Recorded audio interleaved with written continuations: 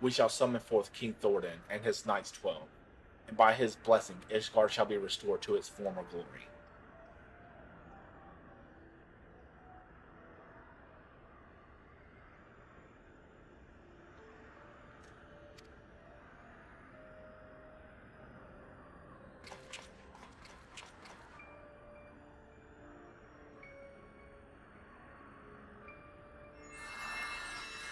Ugh.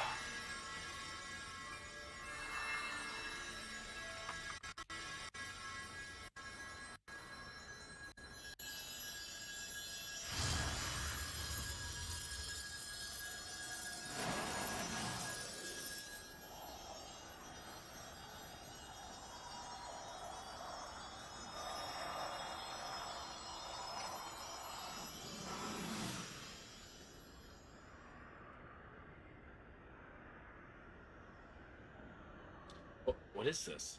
Is just an ordinary man, scarcely changed from before.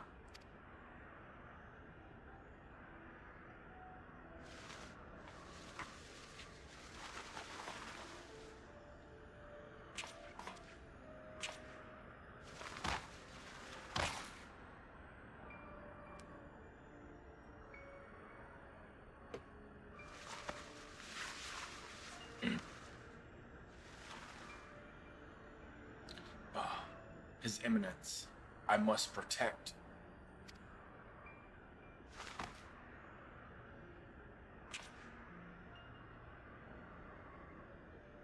No, no, this isn't right. Confound it. Perhaps I overlooked something. I must return to the Holy See and review the journal. Your Grace, what shall we do with this thing? Leave it. 'Tis a failure without use or value. The denizens of this place will deal with it soon enough.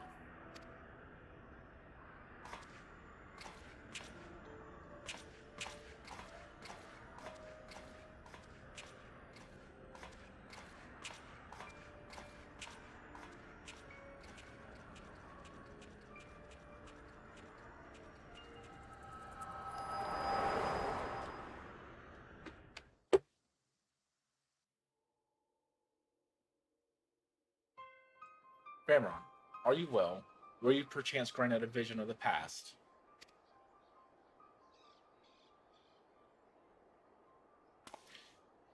An attempted summoning of King Thordan and his Knights 12.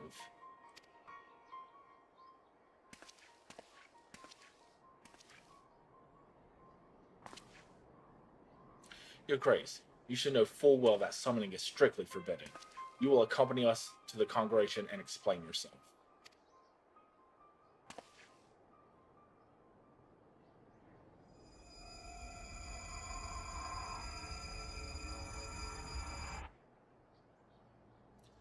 I have dedicated my life to the church, conducted my affairs in accordance with the scripture, and taught others to do likewise. But you took it all from us, tore down everything that defined us. You cannot know how it feels to have your very existence rejected, to be forsaken by your community, to be denied your own people. Well, I deny you and this justice. I deny in Ishgard where the church used to be. I refuse to accept it. Do you hear me? I refuse to accept it.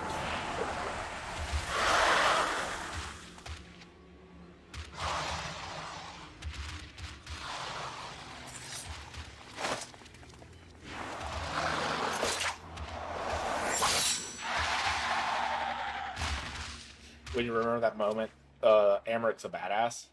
Your Grace, no.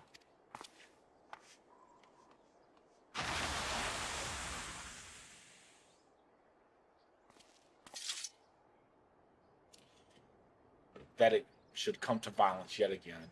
Would that your hand had not been forced, my lord. Deacon Clem should not be alone at this time. I shall remain with him while tending to the aftermath. When things have settled, I will return to the congregation. Pray go on ahead and get some rest.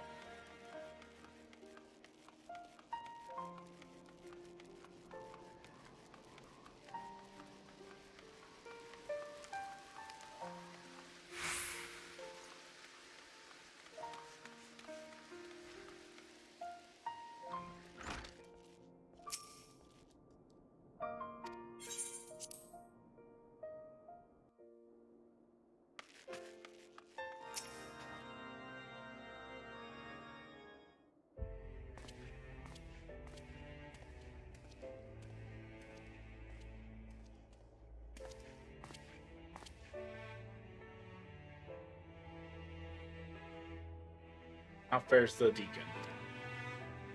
Well, well enough, given the circumstances. Though understandably shaken, he is more determined than ever to help his fellows.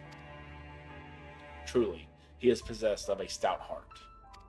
But to think that even a member of the Snog could succumb to despair and turn, the crisis gripping the church is far graver than I had imagined. And pushing for such an abrupt separation of religion and states, we may have exacerbated the growing divide between the clergy and the general populace. Vamron, will you recount in full that which you witnessed in your vision?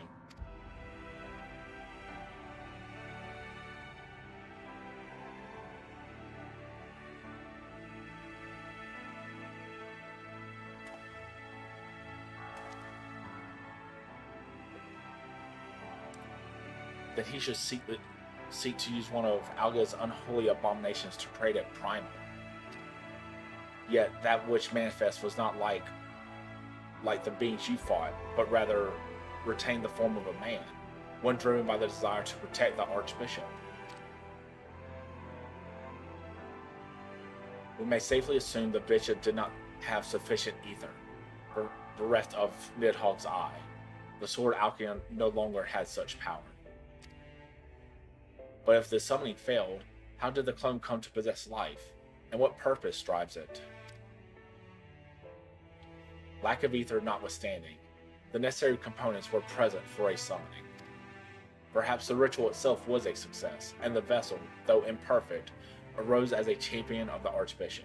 Yet, how did it come to be in the Central Highlands? You believe that this clone and the man who became the blasphemy are one and the same? Nay, I merely speculate. Yet considering what we know of the clone and Vaderu, it would seem a likely possibility. Whatever the truth may be, it will not elude us forever. But first, I'm going to lay some groundwork for the next phase of our investigation. God's permitting, I will have news to share ere long. So pray, look in on us when you can.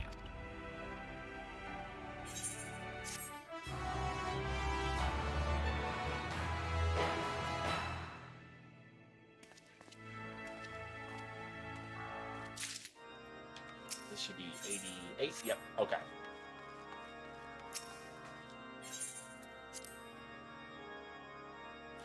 Alright, my food just got here. I'm not going to end the stream because I'm not getting off. But I am going to go take a sit, put on a cam, and turn off webcam. So I will be back as soon as I'm done inhaling my food. Because I promise no one wants to see what's about to happen. It is gross.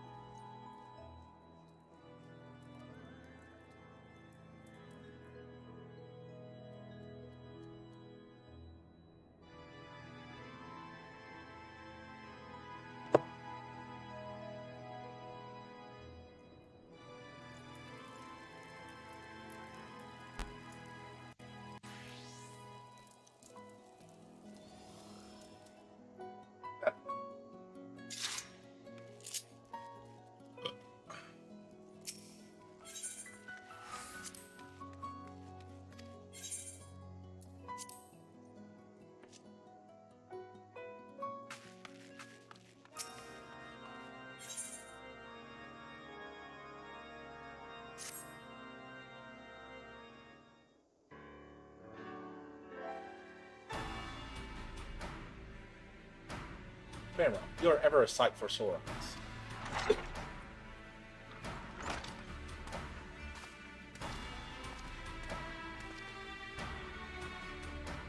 Ill tidings, my friends. I dispatched the Temple Knights to find the clergyman who aided in Bishop Bathro's summoning attempt. Regrettably, when confronted, all turned and had to be put down. Without their accounts, excuse me, how then to ascertain that the clone and Vartru are the same individual? Maintain the assumption that they are. Perhaps we should instead consider how Vartru may have found his way to Corthus. According to Vamron's vision, he was abandoned as a Slav. But what did he do afterwards? And then there's but one way to ascertain the truth. We follow his trail. I shall go and search for the clone in Azaslav. If he is still there, then we are dealing with a different individual. A splendid idea. We leave the floating continent in your capable hands. Meanwhile, Vamron and I shall retrace Vadru's steps, hence whence he first appeared. Upon being found in the Central Highlands, he has taken to Camp Dragonhead. Let us begin by making inquiries there.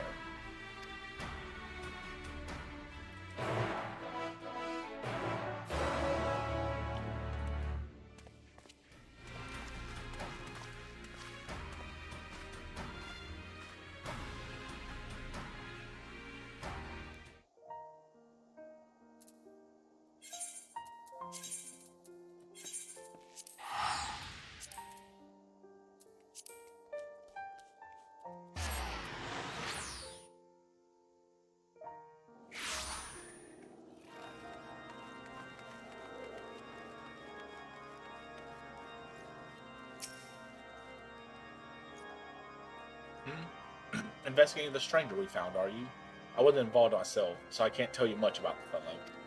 But in case it is of any interest, earlier the same day, I caught sight of an airship flying dangerously low, and soon disappeared into the brewing snowstorm, looking none too steady.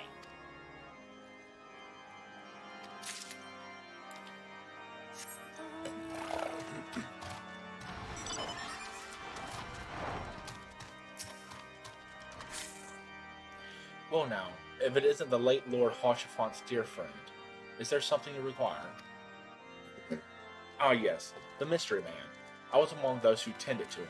He was not attired for the snow, much less the snowstorm in which he had been caught, and was suffering from frostbite.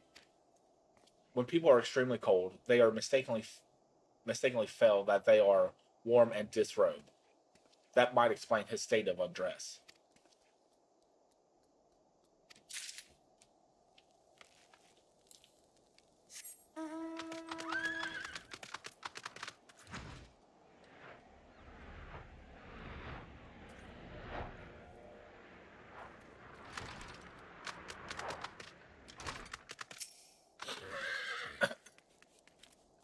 Ah, 'tis ever an honor to receive you. What brings you to our humble camp this day? An injured man who was found out in the wilds? Yes, I know the one. I was with the patrol that chanced upon him north of here, at Providence Point. He was unconscious in a bad way, and we hurried him back to the camp. After doing what we could for him, we sent him on to the city.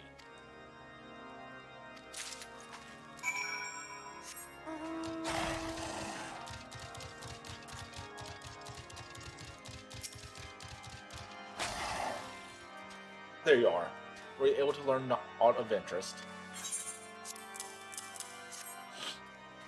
Mysterious man found collapsed after an airship was seen flying low. Yes, the accounts I heard are consistent with yours. I, for one, am curious about the fate of this unknown airship. To that end, I have arranged a pair of black chocobos for us, more efficiently to scour the area. We shall contain our search to Providence Point, where Vadru is said to have been found. If you're ready, let us be off.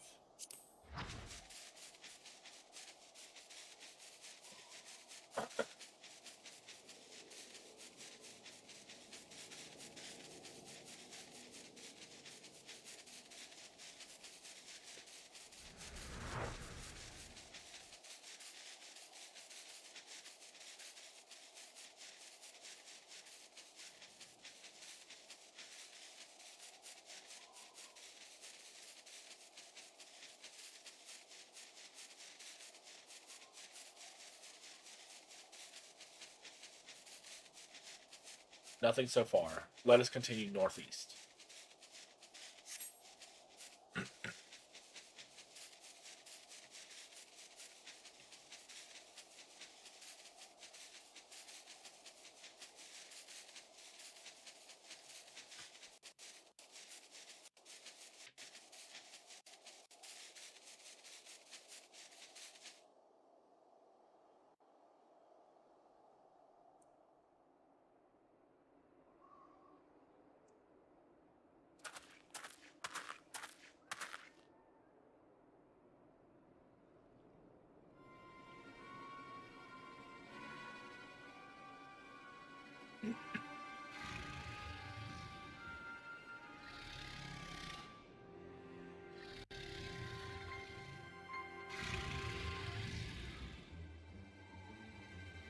By the Fury, it's the blasphemy.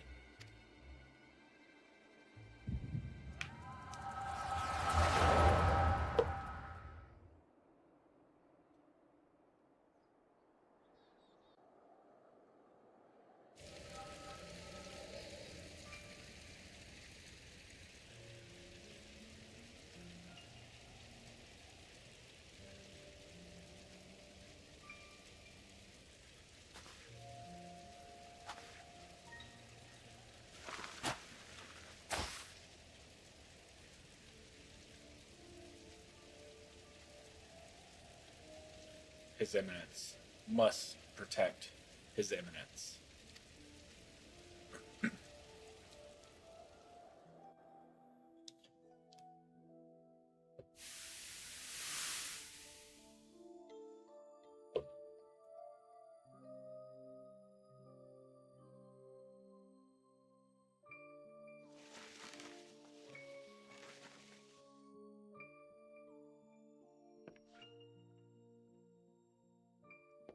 Ah, you're finally awake. Hello be praised. How are you feeling? Strong enough to speak? Can you tell me your name?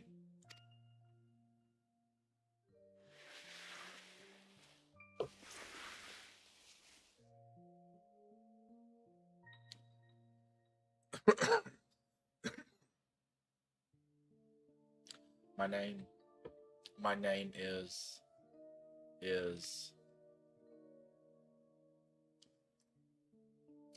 Zephyrin?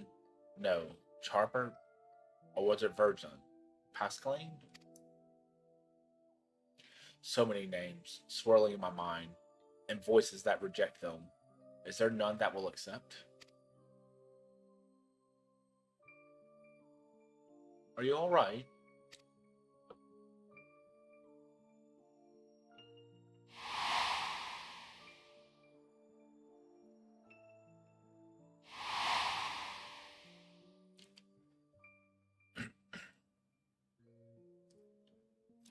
Vanderu. My name is Vanderu. Oh, now, that's the same as our infirmary. I dare say fate has guided you to us. So, Vanderu, if you are feeling up to a little conversation, can you tell me about yourself? Anything else you remember? Anything at all?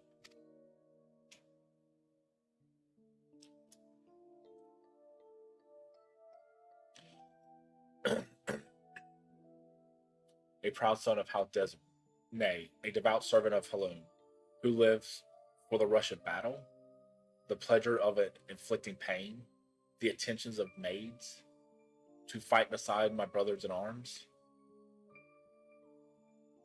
a low-born runt, whose every efforts went unrewarded, whose very name disqualled him from ever leading the temple knights, but his eminence raised me up, granted me a place at his side. From that day forth, I pledged my sword to his service, pledged my very being, my life to be offered up in defense of his. I am a knight of the Heavens Ward, sworn to protect and serve the Archbishop. Oh, you're a knight? Forgive me if I that sounded rude, but I had no idea. And while I realize your memories may be a bit muddled, I'm afraid I must inform you that the Heavens Ward have not been seen in quite some time, and are presumed dead, and the And the Archbishop. Well, he is most certainly no longer of this world.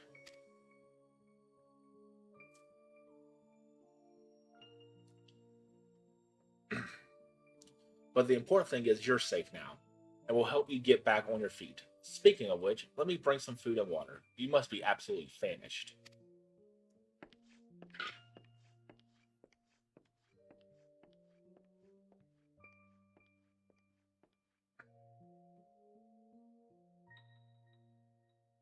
The Archbishop? Dead? No. No, this can't be. How can I still be alive when he is not? I must find him.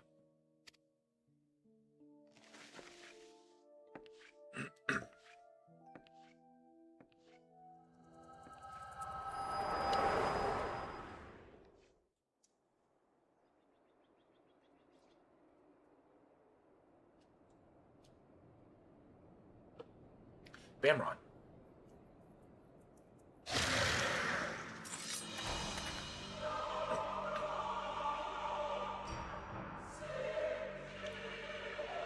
For the glory of King Thorin.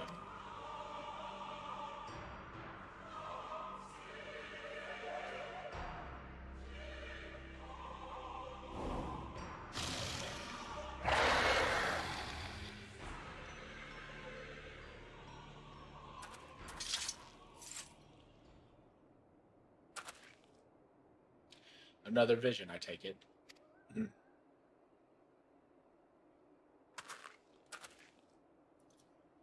Let us make for Ishgard. I expect that Lord Ardor will return soon. If he has not already, we should both be glad to hear your tale.